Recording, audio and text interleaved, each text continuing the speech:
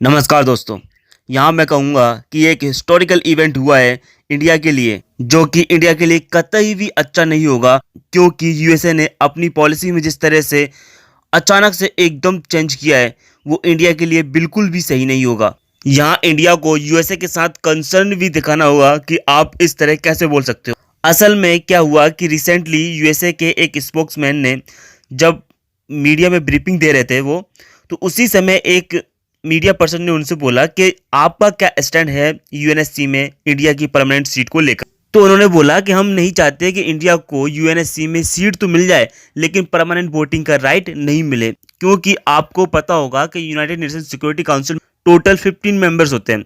उनमें से 5 permanent member और 10 अस्थायी मेंबर होते हैं, जिनमें से 10 मेंबर जो होते हैं वो 2 साल के रोटेशन बेस पे परमानेंट मेंबर बनते हैं, ठीक है। और जो वीटो पावर है वो सिर्फ P5+ कंट्रीज के पास ही रहे, जो कि बहुत बड़ा चेंज है यूएसए की पॉलिसी में। इससे ये साफ दिखाई देता है कि अमेरिका इंडिया को फिलहाल के लिए यूनाइटेड नेशन सिक्योरिटी काउंसिल में परमानेंट सदस्य के लिए कोई भी सपोर्ट करने वाला नहीं है।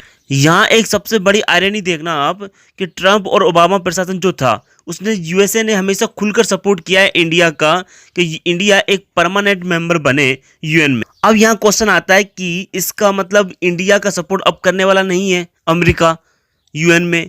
तो इसका आंसर एक शब्द में नहीं दिया सकता, क्योंकि ये पॉलिसी होती है, फॉरेन पॉलिसी, जिसमें आपको उतार चढ़ाव देखने पड़ते हैं। क्योंकि आपको पता होगा कि सिर्फ इंडिया ही यूएन सिक्योरिटी काउंसिल में परमानेंट मेंबर की मांग नहीं कर रहा है।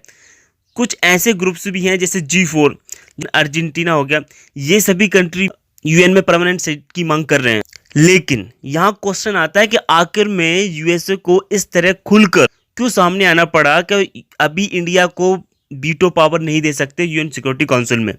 ये सबसे बड़ा कंसर्न है। और यहाँ उससे भी बड़ा कंसर्न ये है कि जिस तरह वर्ल्ड ऑर्डर चेंज हो रहा है आज के समय में, वो कम्प्लीटली अलग है। क्योंकि आज कुछ भी पता नहीं चलता कि कौन किसका दुश्मन है या फिर कौन किसके साथ खड़ा है। पॉलिसी टू पॉलिसी यहाँ रिलेशन चेंज होते हैं आज के वर्ल्ड ऑर्डर में।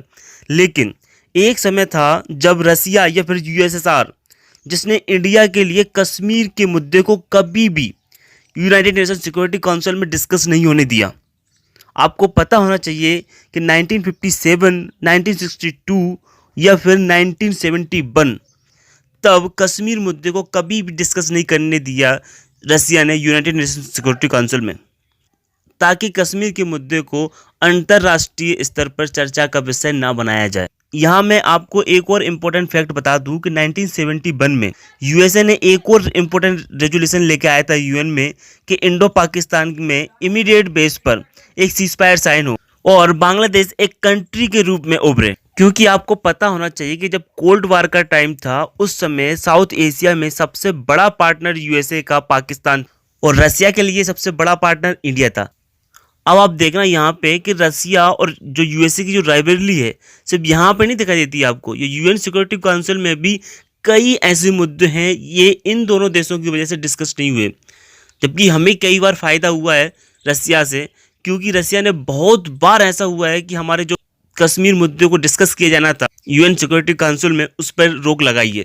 अब आप देखना कि किस तरह रसिया पहले नंबर पे है वीटो पावर का यूज़ करने पर और यूएसए सेकंड नंबर पर। लेकिन आज वर्ल्ड ऑर्डर कंप्लीटली चेंज हो चुका है, क्योंकि आपको पता होना चाहिए कि जिस तरह चाइना का राइज हुआ है, उससे हमारे जो रिलेशन है रसिया के साथ वो ख़त्म होते जा रहे हैं धीरे धीरे।